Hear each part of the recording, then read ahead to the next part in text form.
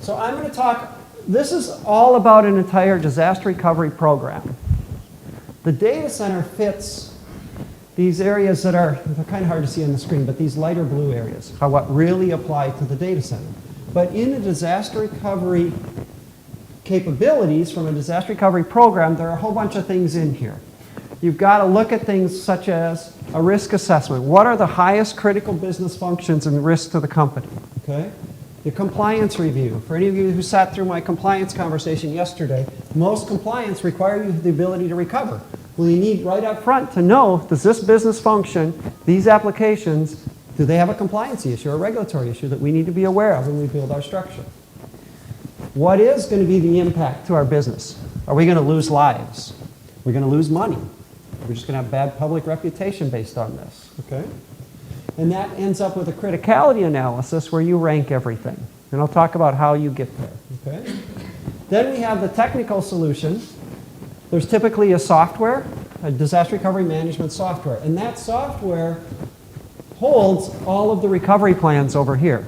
So these recovery plans are written and created based on how do I recover, in what order do I recover in the data center. So where do I start when I have a disaster in the data center? Maybe I go to generator. Do I have to recover UPS? Do I have to recover network? Okay, do I have one side of power down? I have to go recover that side of the power. You know, you have to have all that documented in order. And then from there, you also have to recover the compute infrastructure. So what servers come up first, second, third, fourth, fifth, right? So there's all these people in this whole chain that are involved. Well, all of those recovery plans are stored in this management software, and they tell you what order to go in. Now again, you want hard copy as well, because you might not be able to get to the internet to get to that software. You might have to read it manually. And then you have the compute facility, whether it's in the cloud or compute, because a cloud solution is where? Where's a cloud solution host? Somebody else's data center. Exactly. It still relates to the data center, right? So we've got to bring the data center up first. We've got to have all those plans written and created. Okay? So the plans are written here. They go into the software on what to bring up, and then you have kind of the sustain out here where once a year you're going to do some sort of disaster recovery test.